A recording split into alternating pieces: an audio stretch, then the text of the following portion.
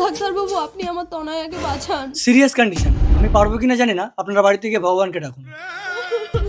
কতদিন খেতে পাইনি, দুটো ভিক্ষা দেবে মা? কি গো, তনয়াকে চিকিৎসা করতে করতে আমরা তো ভিখারি হয়ে গেছি। অতিথিকে দেওয়ার মতো তো কিছুই নেই ঘরে। কিন্তু অতিথিকে ফেরালে তো অমঙ্গল হবে নতনি। ঘরে তো চাল নেই, ঠাকুরের ভোগ দেওয়ার জন্য এক মুঠো খই আছে, এনে দেবো? তাই না হয় আনো। এই নাও বাবা, ঠাকুরের ভোগ দেওয়ার জন্য এক মুঠো খই ছিল, খেয়ে দাঁড়াও নাও। দাঁড়াও, ভগবান! ওই এক মুঠো খই আমায় দিলে আমি তোমাদের মেয়েকে বাঁচিয়ে দেবো। ওই এক মুঠো খই না খেতে পেলে আমি যে মরে যাব মা। কি গো, এই খাবারটা ভগবানকে দিলে আমাদের মেয়েটা বেঁচে যাবে, আর অতিথিকে দিলে অতিথিটা খেয়ে বাঁচবে।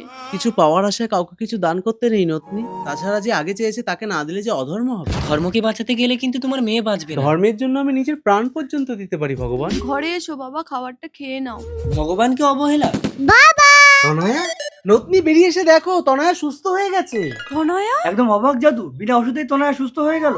ভগবান, তোমার অশেষ কৃপা। ভগবান আমি না, আসল ভগবানকে তোমরা ভেতরে ভোগ দিয়েছো। ভগবান, তুমি নিজে ভিখারি সেজে আমাকে ভগবান বানিয়ে কি পরীক্ষা নিলে? যে মানুষের সেবা করে ভগবান সবসময় তার পাশে থাকে। पता नहीं किस रूप में